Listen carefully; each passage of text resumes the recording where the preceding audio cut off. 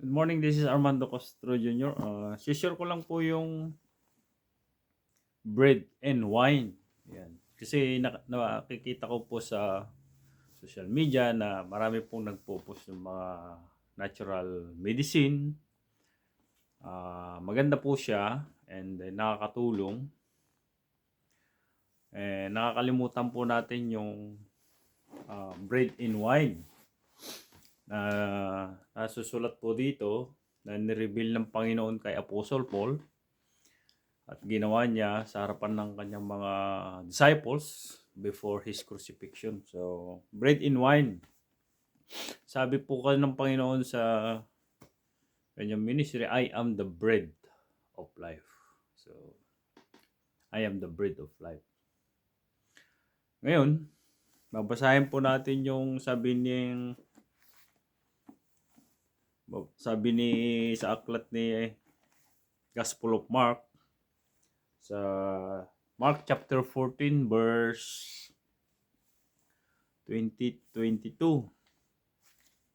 Sabi po dito is 22 to 24 po. Ayan. And they were eating. Ayan.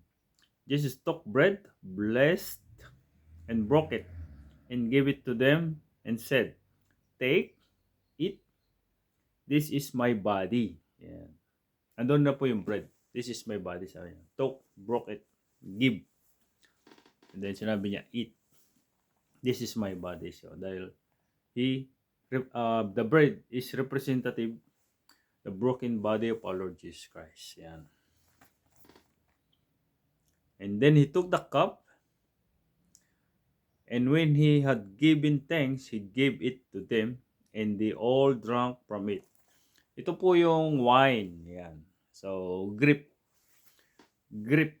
po siya. Galing sa ubas, grape juice o wine. Yan. Galing po sa ubas. So, sa Book of Mark. And he said to them, this is my blood of the new covenant which is shed for many. So, ang represent po ng bread is the body of Christ. So that yung broken body niya, the whole thing, nagpira-piraso, give it to us piece by piece, represent the bread, so that our body will become whole. Yung kahit na anumang karamdaman, kayang pagalingin ng Panginoon by doon sa kahit na yung ang tawag ng breadcrumbs na lang na nalalaglag sa pagkainan. Doon sa ginawa niya sa Syrophoenician woman na ang sabi ng Panginoon doon is hindi dapat ibigay sa mga aso pagkain ng mga anak hanggat di nabubusog. Ang sabi ng babae is, tunay nga po Panginoon, pero yung mga mumong nalalaglag sa pagkainan ay napapakinabangan ng aso. So, yun. So, nung small showing of faith. So, kailangan po natin i-declare. So, basahin natin yung sinulat ng Apostle Paul. Sabi dito. 1 Corinthians chapter 11 verse 23. For I received from the Lord that which I also delivered to you, that the Lord Jesus, on the same night in which he has betrayed, took bread. Ayun, yung binasa po natin sa book Mark, the Gospel of Mark. When he had given thanks, he broke it and said, take, eat, this is my body which is broken for you. Ayan, so communion po to. Broken for you. Do this in remembrance of me. Yan sabi ng Panginoon. Kay Paul, verse 25. In the same manner, he also took the cup after supper, saying, this cup is the new covenant in my blood. This do, as often as you drink it in remembrance of me, for as often as you eat this bread and drink this cup, you proclaim the Lord's death till He comes. Yung cup po dito is may lamang wine. So, yun po yung pagkain nila at inumin nung araw. Kaya yung wine represent the bloodshed of our Lord Jesus Christ. Yung bread is the body of proof. Kaya sabi niya, take it. Sabi niya. Take it. Diba? Eat, take, eat. Kunin mo at kainin. And then, another cup.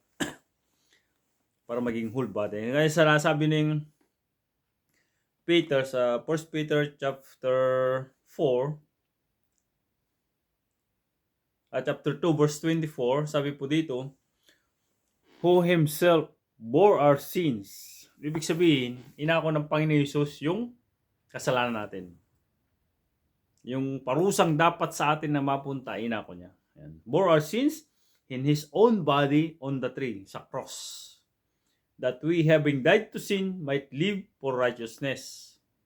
At sinabi na Peter dito is, by whose stripes we are healed.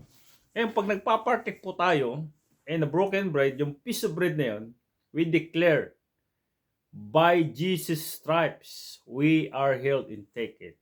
Yun po yung communion. And then, the blood, the wine represent the blood of our Lord Jesus Christ is the forgiveness of sins. So before we take it, we declare, thank you, Father God, for the blood of our Lord Jesus Christ for the forgiveness of sin. And drink it. So sa pamamagitan po nun, inaalala po natin yung kamatayan ng Panginoon Jesus sa cross, the resurrection, and He is coming back very soon for us. So yun mga kapatid, I hope na basahin nyo yung mga verse na nabanggit ko, meditate it, and hanggang sa maging revelation po ng Panginoon sa inyo. And ganun po, maganda po yung mga natural medicine na nakapost, but this is the supernatural healing ng Panginoon para sa katawan natin. That's one of our salvation. Amen. God bless you and see you in heaven one day.